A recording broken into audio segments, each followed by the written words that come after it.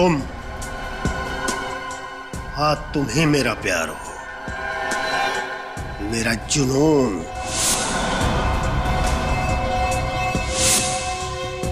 बरसों से जिस दिन का इंतजार था, आज आखिर वो दिन आ ही गया। तुम मेरे सामने हो और मैं तुम्हारे सामने।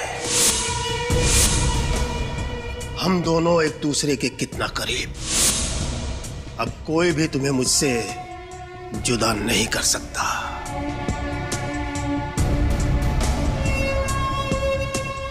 मैं तुम्हें कभी भी अपनी नजरों से दूर जाने नहीं दूंगा, कभी नहीं। नमस्कार, सभी कला प्रेमियों का स्वागत है मेरे एग्जीबिशन में आने के लिए। आप सभी को बहुत बहुत धन्यवाद, खासकर के एसीपी प्रद्युमन और उनकी टीम को, जिन्होंने आज यहाँ आने के लिए अपना समय निकाला। अब मैं इस शहर के जाने माने उद्योगपति और इस फंक्शन के चीफ गेस्ट मिस्टर मुकुल जी से निवेदन करता हूँ कि वो रिबन काटकर इस प्रदर्शनी का शुभारंभ करें। Please welcome. Thank you thank you thank you. आपने मुझे यहाँ बुलाया, ये मेरा सौभाग्य है, पर ये रिबन मैं अकेले नहीं काटूंगा। मैं एसीपी प्रद्युमन के साथ मिलकर इसे काटना चाहूंगा, क्योंकि आप लोगों की वजह से ही हम लोग सुरक्षित हैं। अरे नहीं नहीं मुकुल जी, ये रिबन आप ही काटिए। देखिए, हम जो करते हो हमारी ड्यूटी है, फर्ज है हमारा। प्लीज आइए ना please. Mukul ji please please please come on, आइए सर।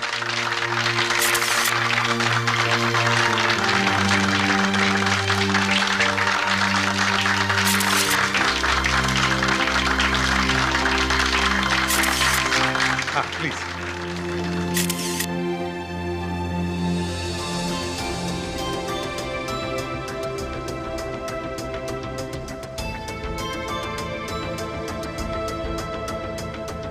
बहुत अच्छी पेंटिंग बनाई आपने।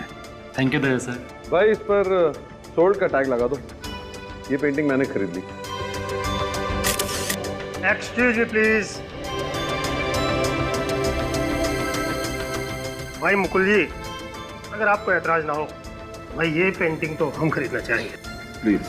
भाई जतेन, बहुत हो भाई, तुम तो मुझसे भी अच्छी पेंटिंग बनाने लगे। विक्रम सर, आप मुझे क्यों शर्मिंदा अरे करें? खुश रहो, आप ही तो मेरी प्रेरणा हो। जीते रहो। इनसे मिलिए, एसीपी प्रद्युमन जी, दया सर और। अरे भाई, इन लोगों को कौन नहीं जानता, ये लोग तो हमारे देश की शान है। अरे नहीं नहीं विक्रम जी, उल्टा आप जैसे कलाकारों की वजह से ही हमारे देश का नाम रोशन होता है। आप शर्मिंदा कर रहे हैं सर। हेलो,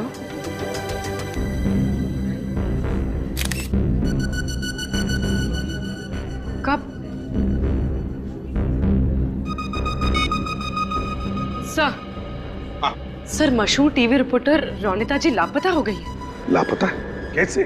सर कुछ घंटे पहले वो मेयर साहब का इंटरव्यू लेने के लिए जा रही थी। अपने ऑफिस से निकली तो थी, लेकिन वहां पहुंची नहीं। सर। हाँ। रोनिता मेरी कजिन है, प्लीज उसे ढूंढ निकालिए। तुम्हारी बहन है रोनिता? जी। ठीक है, घबराओ मत, कुछ नहीं होगा, हम ढूंढ निकालेंगे उसे। एक काम करो, उस रास्ते भी जाकर चेक करो जिस रास्ते से रोनिता मेयर के बंगले पर जा रही थी, और हम उसके ऑफिस में जाकर चेक करते हैं।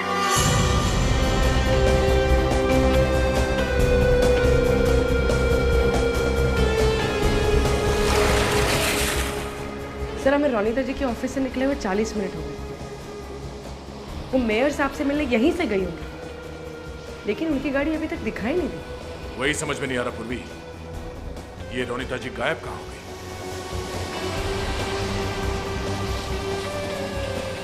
एक मिनट पूर्वी, गाड़ी रोको, लगता है ये रोनिता जी की गाड़ी है।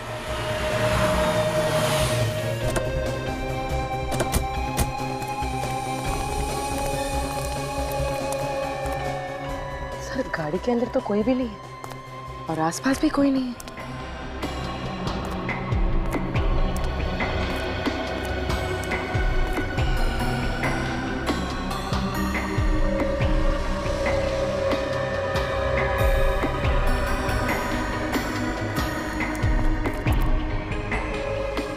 टायर का निशान देख के लगता है कि यहाँ पे कोई ट्रक खड़ा था।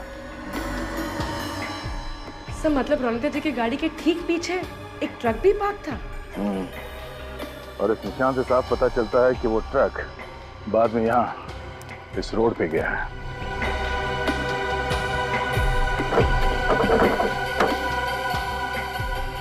तो बंद है।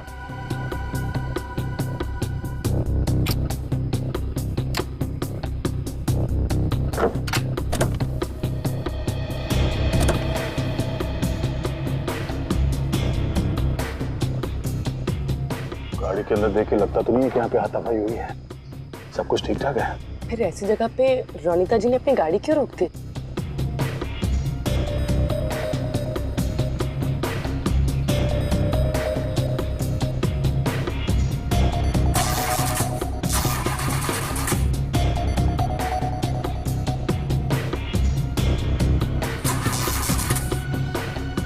हाँ, रोनिता जी की गाड़ी खराब हो गई थी, इसलिए मजबूरन उन्हें गाड़ी यहाँ छोड़नी पड़ी। सर हो सकता है किडनैपर उनका ट्रक में पीछा कर रहा हो।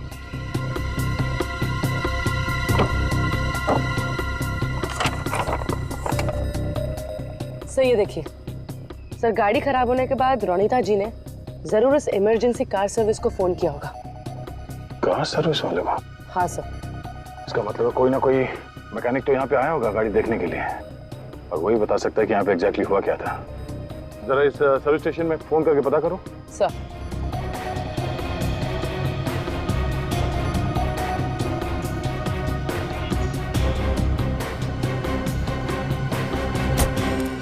सर उनका कहना है कि रोनिता जी की गाड़ी को चेक करने के लिए एक नरेश नाम का मैकेनिक आया था और उसने अभी तक सर्विस सेंटर को रिपोर्ट नहीं की। नरेश? चीफ एडिटर,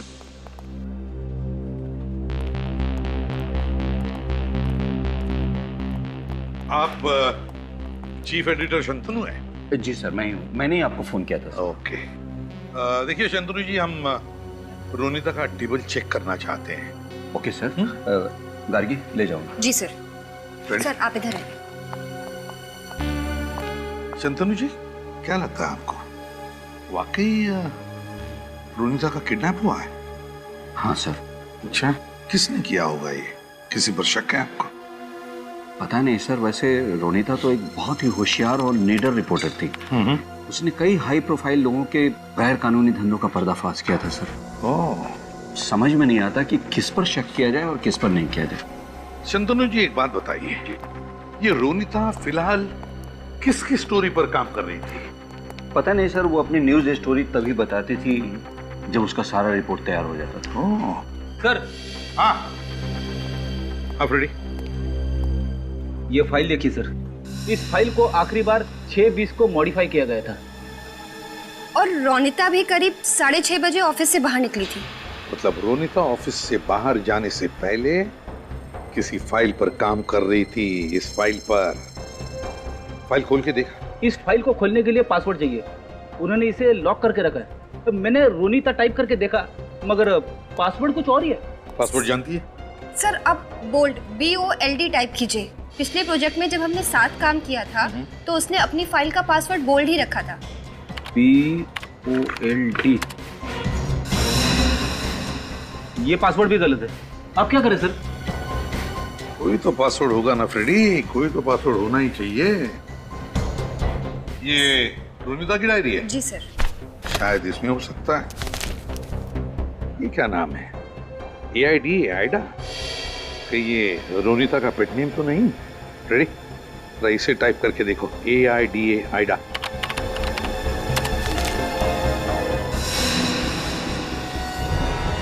सर ये फाइल तो डिलीट हो गई।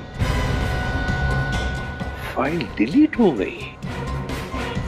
इसका मतलब है रोनिता ने अपने कंप्यूटर को इस तरह से सेट करके रखा है कि अगर कोई 3 बार गलत पासवर्ड टाइप करे तो फाइल डिलीट हो जाएगी। ऐसा ही हुआ होगा। देखते हैं और कुछ है क्या। ये व्योम कौन है? सर व्योम को रोनिता का दाहिना हाथ समझिए। उसकी न्यूज स्टोरी के लिए सारी जानकारी वही ढूंढ कर लाता था। अच्छा, तो फिर ये व्योम जरूर जानता होगा कि रोनिता किसकी स्टोरी पर काम कर रही थी। व्योम।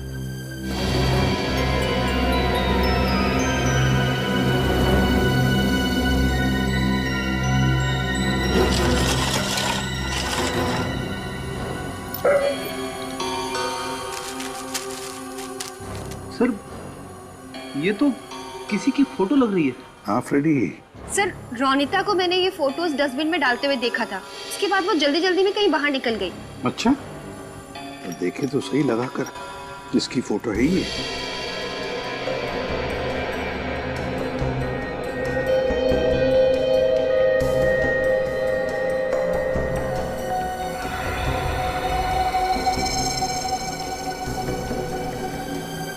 ये देखो फ्रेडी, ये मुकुल है, मुकुल।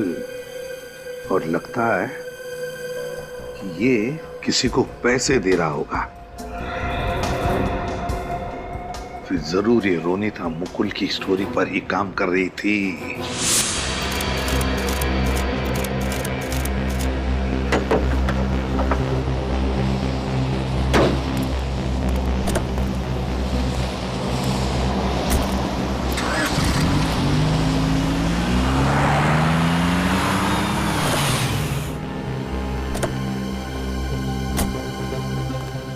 नरेश जी, हम लोग सीआईडी से हैं।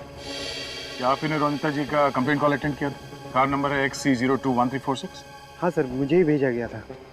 तो क्या तुम मिले थे उनसे? नहीं मैम, मैं जब उनकी कार तक पहुंचा तो वो लॉक करके जा चुकी थी और मैंने उनके मोबाइल पे कॉल भी किया तो फोन स्विच ऑफ आ रहा था। तो क्या ये आपकी ड्यूटी नहीं है कि आप इमरजेंसी सर्विस सेंटर में कॉल करके पता है कि रोनिता जी कार छोड़ के चली गई? सॉरी सर, एक्चुअली मुझे पहुंचने में थोड़ा लेट हो गया था, तो मुझे लगा कस्टमर मेरे बॉस से कंप्लेंट ना कर दे, इसलिए मैंने अपने बॉस को कॉल ही नहीं किया। तो ये बताओ कि उनकी गाड़ी के आसपास तुमने कोई ट्रक देखा?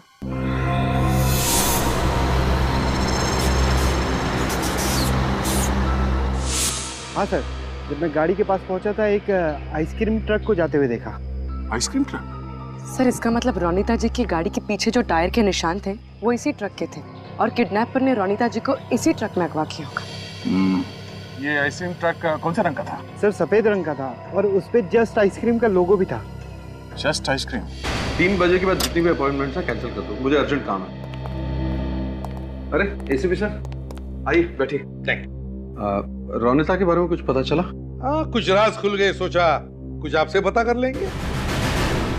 क्या कह रहे हैं, मैं समझा नहीं। सब समझ जाओगे फ्रेडी।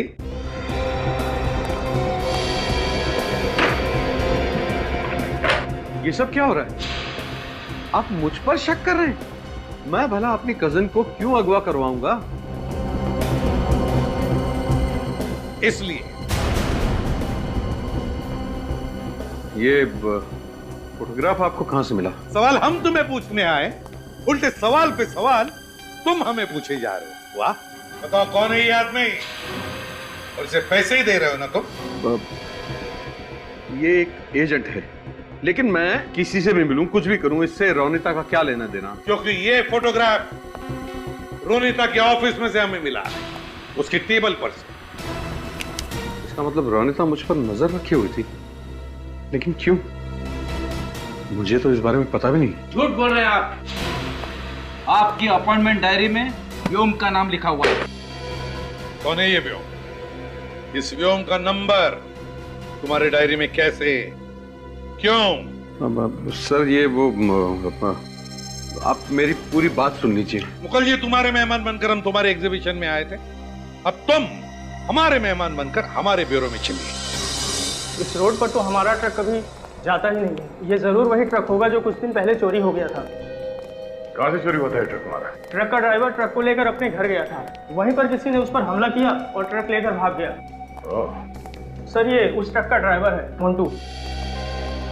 मोंटू, ये सब कब हुआ, कैसे हुआ, शुरू से बताओ। साहब, मैं ट्रक लेके अपने घर गया था खाना खाने और पीछे से कोई ट्रक में घुसा और मेरे ऊपर वार कर दिया।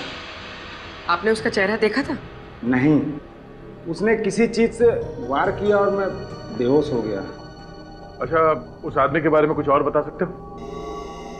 साहब, उसके शरीर से मांस की बदबू आ रही थी। मांस की बदबू? Thank you. टीवी रिपोर्टर की किडनैपिंग, आइसक्रीम ट्रक की चोरी और किडनैपर के शरीर से मांस की बदबू, सारे कड़ियों को जोड़ना होगा। बताओ मुकुल, अपनी बहन रोनिता को किडनैप करके कहां रखा है तुमने उसे? सर मैंने रोनिता को किडनैप नहीं किया। इनफैक्ट जब एक खबर मिली मैं तो आप ही के साथ था एग्जीबिशन में। क्या चाल चली है तुमने मुकुल जी? हमारे साथ रहकर तुमने अपनी बहन को किडनैप करवा लिया ताकि तुम पर कोई शक ना करे, है ना? पर सर मैं रोनिता को क्यों किडनैप कराऊंगा? क्योंकि आप बड़े बड़े टेंडर रिश्वत खिला के पास करवाते हैं और रोनिता इस बात को दुनिया के सामने लाना चाहती थी, इसलिए। क्यों? है ना ये सच? हाँ ये सच है कि टेंडर पास करवाने के लिए मैं थोड़ी बहुत हेरा फेरी करता था, पर रोनिता इस बात को जानती थी, मुझे पता नहीं था। फिर तो आप व्योम को भी नहीं जानते होंगे। कौन व्योम? व्योम, वही व्योम जो तुम्हारे काले कारनामे तुम्हारी बहन रोनिता को बताता था और जिसका फोन नंबर हमें तुम्हारे ऑफिस से मिला, वो व्योम। ओके, मैं मानता हूं कि मैं व्योम को जानता हूं। मेरे अलावा दूसरे जिन लोगों ने टेंडर्स भरे हैं उनकी कॉपीज चुराकर मुझे लाकर देता था, और यही बातें वो रोनिता को भी बताता था, मुझे पता नहीं था। अच्छा, नहीं मालूम? पूर्वी, जरा व्योम को फोन लगा। विनीत, आइसक्रीम के ट्रक ड्राइवर से कुछ पता चला? सर वो ड्राइवर कुछ देख तो नहीं पाया, लेकिन हाँ उसने इतना जरूर बताया कि जिस आदमी ने उसके ऊपर हमला किया था उसके शरीर से कुछ मांस और मटन की बू आ रही थी। मांस मटन की बू आ रही थी? इसका मतलब है ये आदमी जरूर वहीं पे काम करता होगा जहां पर मांस मटन का पैकिंग होता है। जरा मैप निकालो।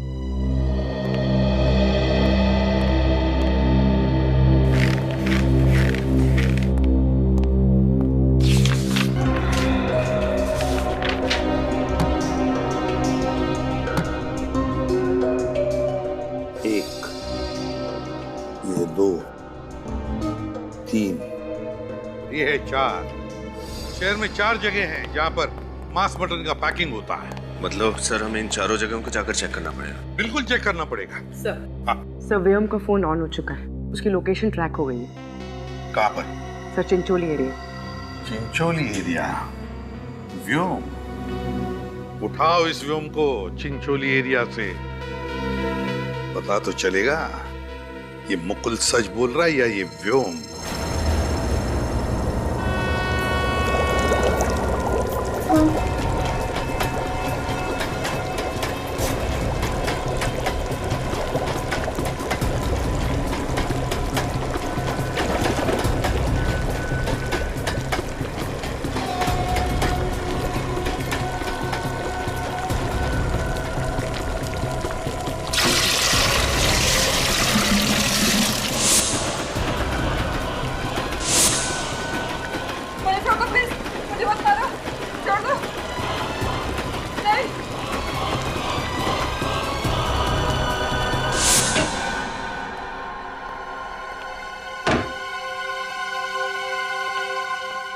व्योम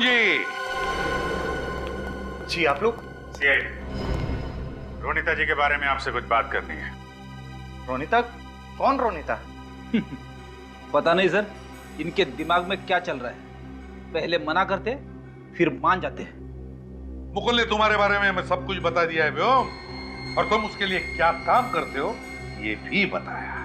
हमें पता चल चुका है कि तुम मुकुल के सीक्रेट रोनिता जी को बेचते थे और रोनिता जी के सीक्रेट मुकुल को, दोनों को डबल क्रॉस कर रहे हो तुम। अब आप लोगों को सब पता चल ही चुका है तो मैं और क्या बोलूं? रोनिता को किडनैप करके कहां रखा है? क्या रोनिता किडनैप हो गई है? नाटक मत कर, समझा? नहीं सर, मैं सच बोल रहा हूँ। मुकुल जी के बारे में खबर देने के बदले रोनिता मुझे ढेर सारे पैसे देती है, मैं भला उससे किडनैप क्यों करूंगा?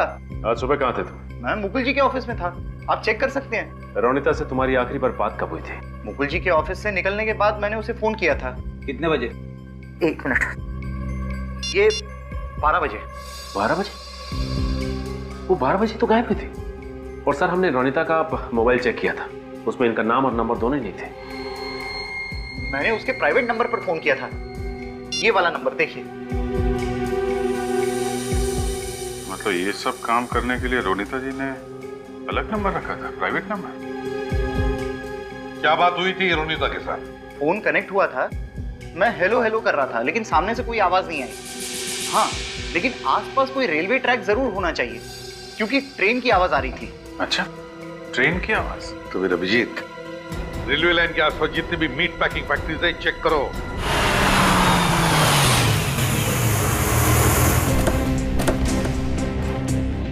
ये आइसक्रीम ट्रक तो यहाँ पर है। इसी में रोनिता जी को किडनैप किया गया था। इतनी होनी चाहिए।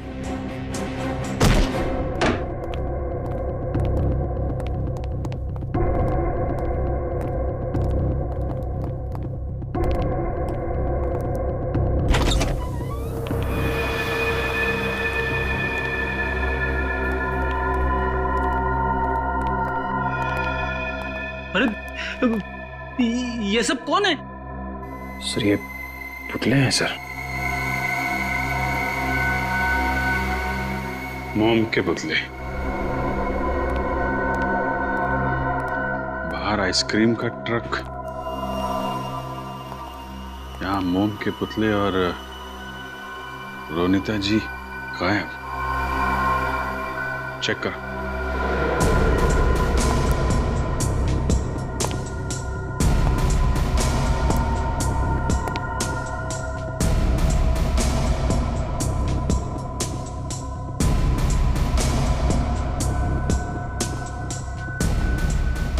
अरे बाप रे, मुझे तो बहुत डर लग रहा है।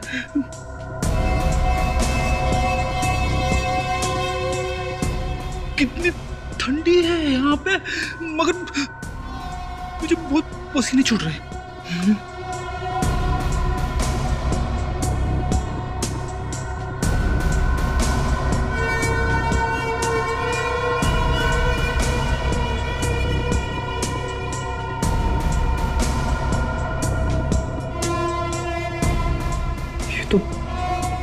रोनिता जी जैसा दिखने वाला पुतला है। सर क्या हुआ? देखिए सर। अरे रोनिता इतनी फेमस हो गई कि लोग उसका पुतला बनाने लगे। नहीं फ्रेडी, इस पुतले में कुछ खास बात है। ये पुतला बाकी पुतलों से अलग है।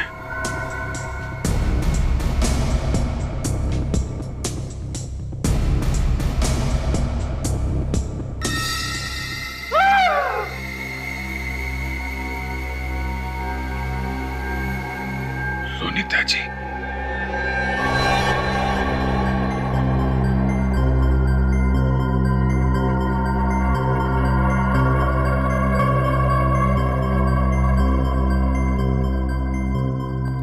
जी डॉक्टर साहब, क्या लगता है? अभिजीत, खूनी ने पहले इस बेचारी रोनिता के पूरे शरीर पर खौलता हुआ मोम डाला, उसके बाद अपनी कारीगरी दिखाई। मौत कैसे हुई रोनिता जी की? अभी तो इसके शरीर को मोम से बाहर निकाला है। मौत कैसे हुई जानने के लिए तो इसकी बॉडी को फॉरेंसिक लैब ले जाना पड़ेगा। सर ये राजू है, इस गोडाउन की देख रेख यही करते हैं। राजू, लाश कैसे है यहाँ पे? मुझे पता नहीं सर, मैं तो सिर्फ इतना जानता हूँ कि यहाँ बहुत सारे मोम के पुतले रखे जाते हैं। लेकिन तुमने किसी को तो देखा होगा। कौन आया था यहाँ पे? कोई नहीं सर। सो रहे थे? हैं? किसका गोडाउन है ये विक्रम सर का है, और यहाँ पे जितने भी मोम के पुतले रखे हैं ये उन्होंने ही बनाए। विक्रम जी जो बहुत बड़े कलाकार हैं, बहुत बड़े मूर्तिकार। विक्रम जी घर पे है क्या? हम लोग सीआईडी से। हाँ है।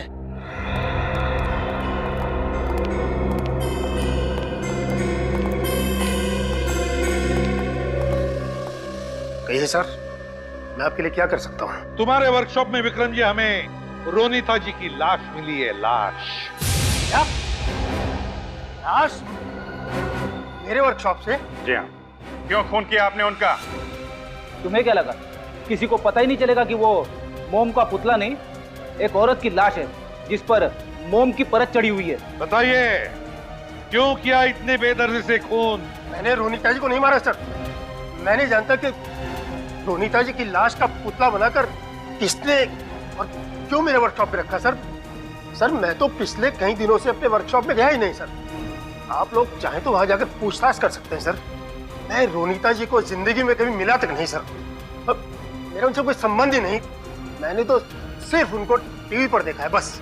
तो मान लिया विक्रम जी कि तुम रोनीता जी को जानते ही नहीं थे, लेकिन एक बात तो बता सकते हैं कि उनकी लाश से बना ये मोम का पुतला तुम्हारे वर्कशॉप में कैसे? वो मैं नहीं जानता सर।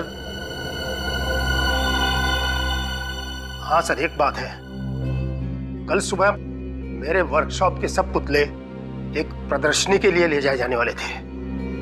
क्या कहा? प्रदर्शनी में? हाँ सर। अभिजीत, इसका मतलब है कि ये खूनी अपना जुर्म छुपाना नहीं चाहता। वो चाहता है कि रोनीता जी की लाश से बना मोम का पुतला पूरी दुनिया देख सके।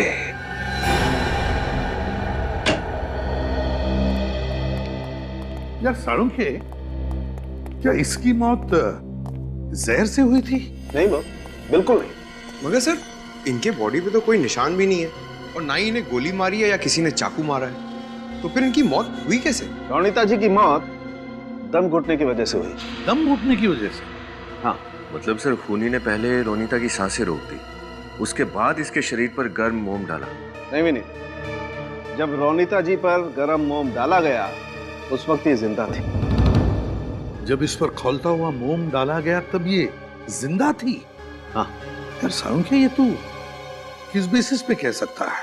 ये देखो, ये इनके शरीर पर देखो, चमड़ी जगह जगह से जल गई है और कहीं कहीं से तो ये देखो, ये चमड़ी निकल भी रही है। सिर्फ इतना ही नहीं सर, हमें रोनीता के खून में से नींद की दवा मिली है। इसलिए लगता है कि खूनी ने पहले इसे दवा देकर गहरी नींद में सुला दिया और उसके बाद खौलता हुआ मोम इसके शरीर पर डाल दिया। और वो गरम गरम मोम जब इनके शरीर पर पड़ा तो इनकी चमड़ी जल गई और बाद में वही मोम जब ठंडा हो गया तो इनके पूरे शरीर पर मोम की एक मोटी परत, एक लेयर जम गई। सर, इसकी वजह से रोनीता का दम घुट गया? हाँ, खूनी ने बेचारी पर खौलता हुआ मोम डाल दिया ताकि एक खूबसूरत सा पुतला बने और फिर लोग इसे एग्जीबिशन में देख सके। सर, इसका मतलब खूनी एक ऐसा आदमी है जो मोम से पुतले बनाने की कला को जानता है। हाँ पूर्वी, मगर गलत इस्तेमाल किया है उसने अपनी कला का, गलत इस्तेमाल किया है। विक्रम के बारे में क्या पता चला? तो विक्रम का हमारे पास कोई क्रिमिनल रिकॉर्ड नहीं है। क्या? विक्रम का कोई भी क्रिमिनल रिकॉर्ड नहीं? एसीपी प्रद्युमन, या क्या?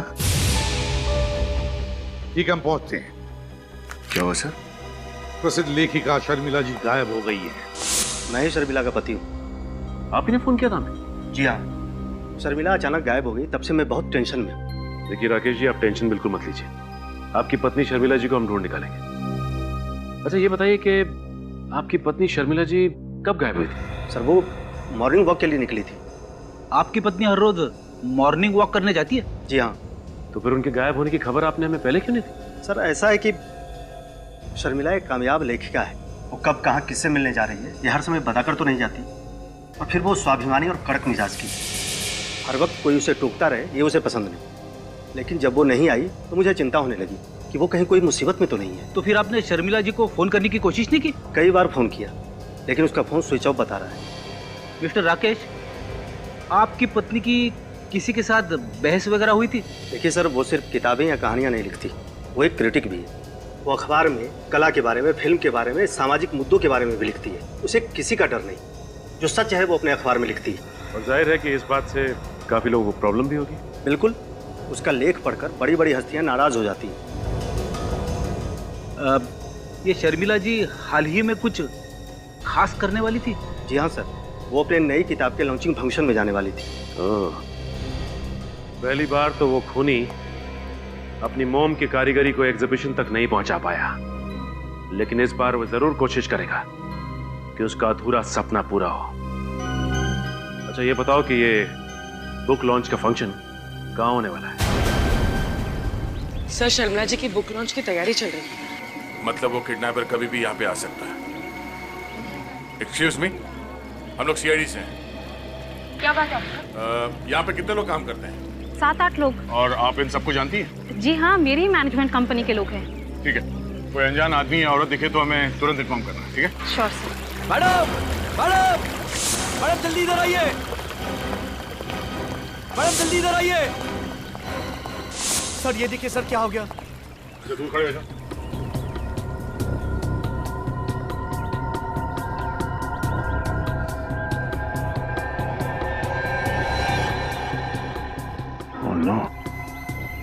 लाश। सर रोनिता जी की तरफ इस पर भी खौलता हुआ मोम डाला गया, इसलिए शर्मिला जी की मौत हो गई। और खूनी ये सब कर क्यों रहा है? और शर्मिला जी की मोम के पुतले को यहाँ अंदर लाया कैसे? ये पुतला अंदर आया कैसे? आपने से किसी ने उस खूनी को देखा? पर सर जब मैं टेरेस पे आई थी तब ये पुतला यहाँ नहीं था। जब आप यहाँ आई तो मेन डोर का ताला ठीक था? यस मैम, मैंने अपनी चाबी से दरवाजा खोला था। सर स्विमिंग टैंक साफ करने के लिए कोई आदमी आया तो था। तब आप कहाँ थी? एक्चुअली मैम डेकोरेशन का सामान आया था तो मैं वही लेने गई थी, शायद तभी। हाँ, तभी एक आदमी आया तो था। तुमने उस आदमी का चेहरा देखा? दूर से देखा था सर, कुछ याद नहीं है। रोनिता की मोम के पुतले में लाश और अब शर्मिला की लाश मोम के पुतले में, क्या कनेक्शन हो सकता है?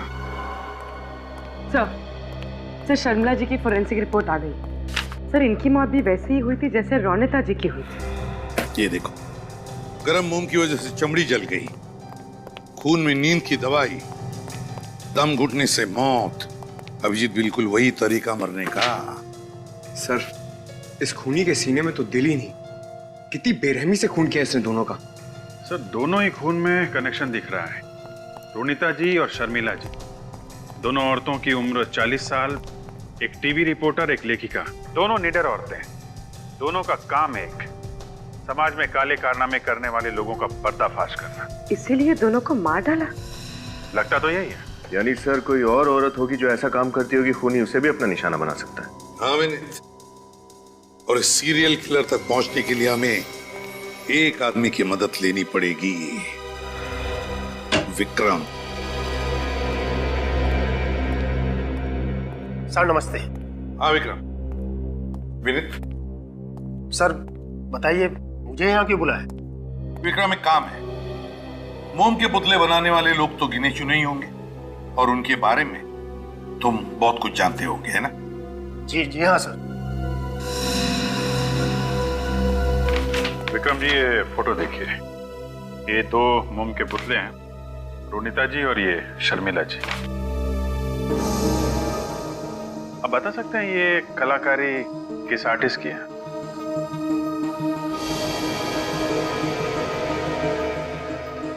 सर दोनों पुतले एक ही कलाकार के बनाए हुए हैं, दोनों पुतलों के एक ही स्टाइल में तराशा गया है।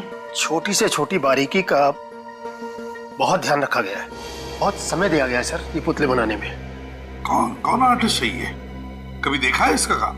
जी हाँ सर, इस शहर में एक ही कलाकार है जो इस स्टाइल में पुतले बनाता है। कौन है वो? जी उसका नाम है उत्तम। उत्तम? ये झूठा इल्जाम है मुझ पर। मैं तो इन दोनों औरतों को जानता तक भी नहीं। मैं क्यों इनकी जान लूंगा? मैं क्यों इनके मोम के पुतले बनाऊंगा? मिस्टर उत्तम, ये जिस तरीके से मोम के पुतले बने, ये लेयरिंग, ये ड्रेपरी का स्टाइल, ये आपका नहीं है। मैं मानता हूं कि ये लेयरिंग और ड्रेपरी का स्टाइल मेरा ही है, लेकिन मेरे स्टाइल में कोई और भी तो काम कर सकता है। मैं इसे साबित कर सकता हूं। अच्छा, कौन बना सकता है? कौन है वो आदमी?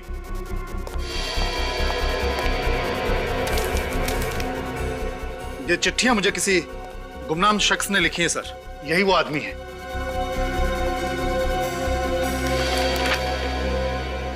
तुमसे अच्छा कलाकार तो मैं हूं, लेकिन तुमसे अच्छा नसीब मेरे पास नहीं है। बहुत इंतजार कर लिया, अब नहीं।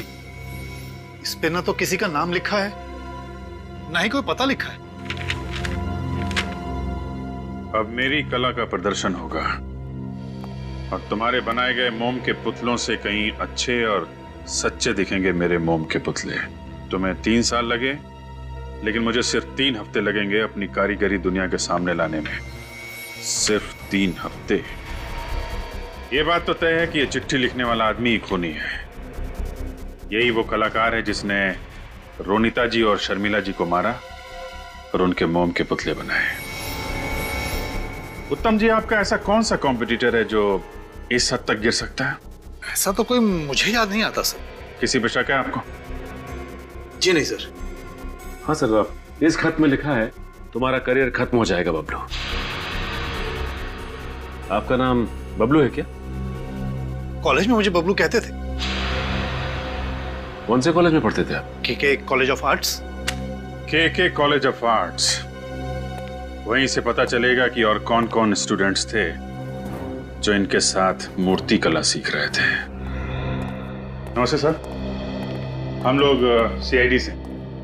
ओ, मेरे सेक्रेटरी ने बताया था कि किसी केस के सिलसिले में आपको कुछ पूछताछ करनी है मुझसे। दरअसल 2 औरतों का खून हो गया है। किसी ने उनके शरीर में गरम गरम मोम डाल के उनका खून कर दिया और उनके पुतले बना दिए हैं। ऐसा वहशीपन कौन कर सकता है? आप उत्तम नाम के स्टूडेंट को जानते हैं? उत्तम? हो, बबलू। हाँ, वो 2005 के बैच में था। 2005? प्रिंसिपल साहब, उस बैच के जितने भी स्टूडेंट्स थे हमें उनकी लिस्ट चाहिए, और खास तौर पे वो लोग जो मोम के माध्यम में काम कर रहे थे। देखिए, बहुत पुरानी फाइल है, मैं कोशिश करके आपको भिजवाता हूँ। Okay sir. और सर, ये 2005 के जो चीफ इंस्ट्रक्टर थे उनसे भी मिलना हमें। उनका तो 2005 में ही खून हो गया था। खून हो गया? नाम क्या था उनका? दिव्या। कैसे मौत हुई दिव्या जी की? उनकी बॉडी एक कोल्ड स्टोरेज में पड़ी हुई मिली। बहुत तहकीकात हुई लेकिन खूनी का कुछ भी पता नहीं चला। और कुछ बता सकते हैं आप दिव्या जी के बारे में? देखिए, वो बहुत ही स्ट्रिक्ट थी, कड़क स्वभाव था उनका। स्टूडेंट गलती करता था तो वो बहुत डांटती थी मैं। उम्र क्या रही होगी उनकी? ये लगभग 40 के आसपास रही होगी। 40 साल? 40 साल की औरत, कड़क स्वभाव और डिसिप्लिन वाली, बिल्कुल शर्मिला जी और रोनिता जी जैसी। यानी कि खूनी ऐसी औरतों का खून कर रहा है? हाँ फ्रेडी, लगता है ये दिव्या जी का खून उस सीरियल किलर का पहला मर्डर था। सर, पुलिस रिकॉर्ड के हिसाब से दिव्या जी के सर पे किसी भारी चीज से वार किया गया था, जिससे उनकी मौत हो गई थी। बाद में उनकी लाश एक पुराने कोल्ड स्टोरेज प्लांट में मिली थी।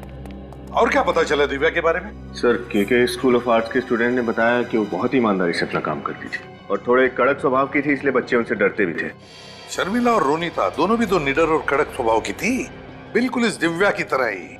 सर, ये उत्तम दिव्या जी का सबसे फेवरेट स्टूडेंट था। अच्छा, इस उत्तम के साथ जो बाकी स्टूडेंट्स थे उनकी लिस्ट मिल गई?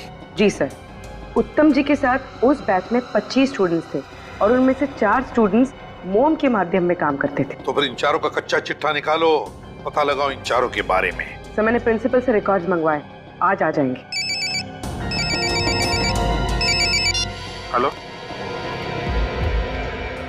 क्या? कहां से? ओके, हम लोग देखते हैं। सर, हाँ, सोशल एक्टिविस्ट रजनी जी का किडनैप हो गया है। रजनी का किडनैप हो गया? कहां पर? मॉर्निंग वॉक से लौट रही थी सर, घर के सामने किसी ने अगवा कर लिया। वो खूनी उन्हें कहाँ ले गया होगा सर? एक जगह हो सकती है जहां खूनी ने पहला खून किया था दिव्या जी का, वो बंद पड़ा हुआ सुनसान कोल्ड स्टोरेज प्लांट। हाँ अभिजीत, बिल्कुल सही है। इससे पहले कि रजनी की जान चली जाए, हमें इस खूनी को पकड़ना ही होगा। तुम कौन हो? क्यों मुझे लेकर आए हो? मुझे जाने दो प्लीज। मैंने तुम्हारा क्या बिगाड़ा है? कैसे जाने दूं? तुम ये सब इसलिए कह रही हो क्योंकि तुम नहीं जानती हो, दुनिया की सबसे सुंदर और महान मूर्तियों में तुम्हारा नाम लिया जाएगा। आज से हजारों साल तक लोग तुम्हें याद करेंगे। अमर होने वाली हो तुम। करना क्या चाहते हो तुम? ज्यादा कुछ नहीं, बस तुम्हारी मोम की मूर्ति बनाना चाहता हूं मैं। ये जो तुम्हें सामने गरम गरम खौलता हुआ मोम दिखाई दे रहा है ना, ये मोम तुम्हारे शरीर पर डाल दूंगा। थोड़ा सा जलेगा, ज्यादा नहीं, क्योंकि मैंने ऑलरेडी तुम्हें सेडेटिव दे रखे हैं। उसके बाद मैं तुम्हें कोल्ड स्टोरेज में डाल दूंगा और ये गरम गरम पिघलता हुआ मोम तुम्हारे शरीर पर जम जाएगा। और उसके बाद उसके बाद मैं अपनी कलाकृति दिखाऊंगा। नहीं प्लीज, मुझे मरना नहीं है।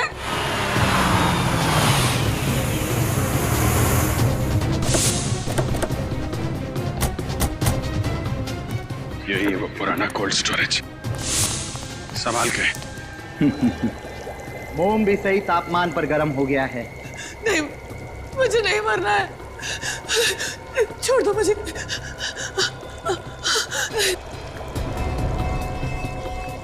जाने दो मुझे, जाने दो। मैंने तुम्हारा क्या बिगाड़ा, छोड़ दो।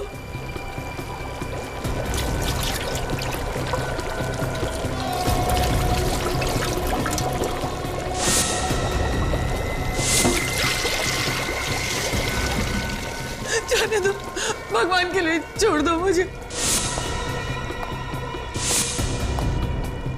तुम ऐसा नहीं कर सकते। नहीं, नहीं, मुझे जाने दो मुझे। शुभ काम के समय रोया नहीं करते, हंसो, मुस्कुराओ। अरे मुस्कुराओ, तुम्हारे अमर होने का समय आ गया है। तुम मेरी सबसे खूबसूरत कृति होगी और तुम्हारी मूर्ति की नुमाइश मैं नेशनल म्यूजियम में करूंगा।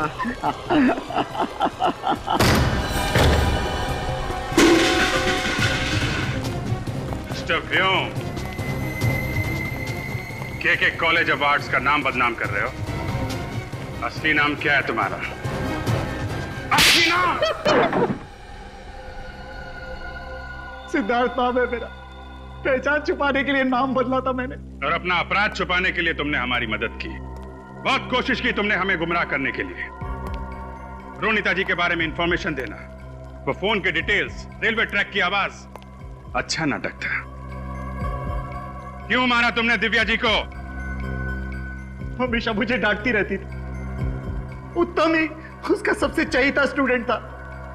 इसी कोल्ड स्टोरेज में हम लोग प्रैक्टिकल्स के लिए आया करते थे और इसी कोल्ड स्टोरेज में उसने सबके सामने मेरा अपमान किया था। और इसीलिए तुमने दिव्या जी को इस कोल्ड स्टोरेज में मारा और उत्तम के स्टाइल में उसका पुतला बनाया ताकि उत्तम फंस जाए। हाँ, दिव्या जैसी औरतों को मारकर मैं अपना गुस्सा उतारता रहा। दिव्या ने मेरा भविष्य बर्बाद कर दिया था। कोई किसी का भविष्य बर्बाद नहीं करता है।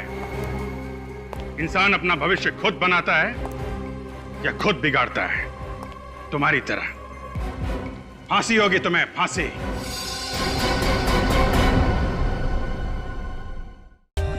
For more updates, subscribe to our channel, click the show links and enjoy watching the videos.